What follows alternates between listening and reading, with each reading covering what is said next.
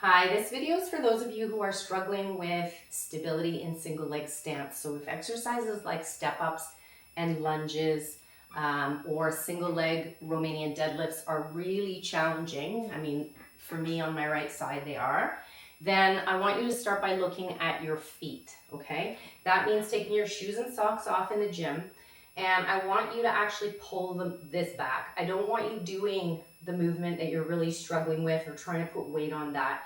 You're gonna actually pull this right back and do instead a supported variation. In the case of lunges, you're just gonna go to a split squat, okay? And if you're doing step ups, you can do, you can continue to do them, but with a very low step, okay?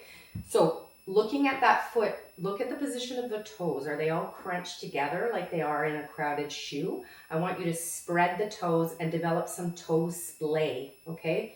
That means spreading the toes out. You may need to use your hand and actually spread them manually and try and keep them spread out, right? The next thing you're going to do is consider 3 points of contact, which constitute the stability of the tripod of your foot. So it's the base of the first toe and the first toe itself, and the base of the fifth metatarsal and fifth toe, and then the heel, okay? These points of contact need to stay grounded throughout any movement. So if when you go to squat or you go to split squat or you go to lunge and those areas are lifting, heel lifts, little toe lifts, big toe is lifting, you know that you lack foot stability and you need to work on foot strength, okay? So here's what you're gonna do to start.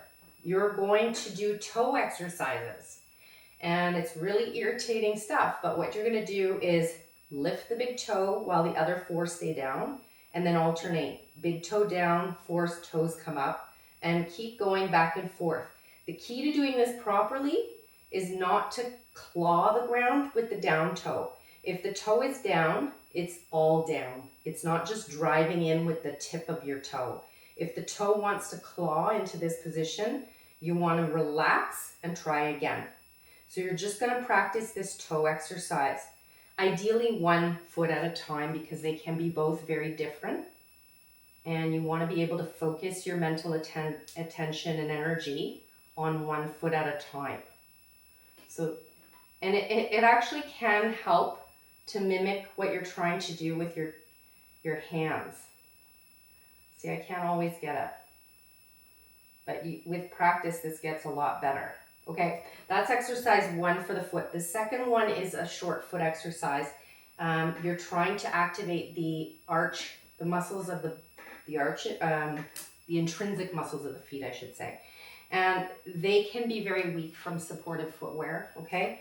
So the medial arch is what you're looking at here, and it's really meant to be preserved. But what often happens is when we transfer weight into that foot, it excessively collapses through the middle or the medial arch because of the lack of strength of those intrinsic muscles of the feet. So you're going to practice activating that arch by doing effectively what I'm showing you with my hand, which is to kind of shorten the length of the foot by pulling it upward through the center and exaggerating that arch. And you're trying to do that without crunching your toes. In fact, the toes should be able to stay relaxed as you then activate the mid part of your foot and create a shortened foot and a heightened arch. It's really tough, okay? But with practice, again, the mind-muscle connection comes, and you can activate and hold 3, 2, 1, relax, 3, 2. And I always say, like, doing sets of 10 is a good idea. So with the toes, 1 set would be little toes up, big toes down. So then do 10 reps each side and do 10 holds of 3 seconds for the foot arch. And then instead of your lunges, you're going to do split squats, but you're going to do them with this strength in mind. So you can activate the foot before you do your split squat. And I do recommend you use a support, whether it's a wall or the bench here like this. But you're going to do a shallow split squat while thinking hard about your feet, okay? So without thinking of too much else, you're just going to you're going to think about the splay. You're going to think about pressing down through the base of the first toe and the toe itself. No clawing toes here. the base of the fifth toe, and the heel. If any of those pieces of the foot want to lift, you're going to take an open-ended band, place it under the part that wants to lift, and try and exert some resistance away, okay, and up from the ground. That forces that piece of the foot, that part of the foot, to stay in position. So in this case, my toe wants to lift. I'm going to place the resistance band under my big toe, and as I bend my knee and go into that split squat, you can see I'm forced to keep my toe down, otherwise the band will slip up. You can do that under your little foot, your little toe, by setting up the other way, or you can put it under your heel if that's where you lose contact.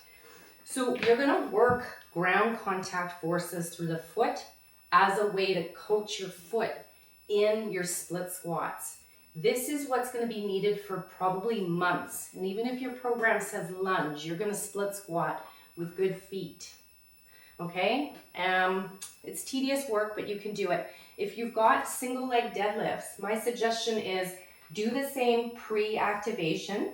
And instead of lifting that leg, I mean, you can with support, okay? You can do it with touching, but you can even do it in a split stance. So simply doing a single leg deadlift like so, using the back foot off of the toe there, just as a little kickstand for stability and support. While most of your weight is on the front leg, you still have a little more stability granted from the back foot. Step ups, again, easier to do if they're really shallow. So if you have a Poliquin step up, you're going to bring it right down to working on a very light wedge, and you're going to work on that toe. Same, you can still do all the same things on the wedge, and you're simply doing a very shallow knee bend, like so. The range of motion is very small, and I'm holding on. Same principles, okay? You can do it even with a step up, as long as the step is very shallow, and you can go ahead and do that exercise. But I want you to make sure your foot is behaving itself, and if your stability improves, you can then let go as step one. Increase the challenge with the single leg deadlift. For the split squat, go a little deeper, let go, add weight, okay? And then once you're comfortable, you can work your way up to lunges. I hope that you found that helpful.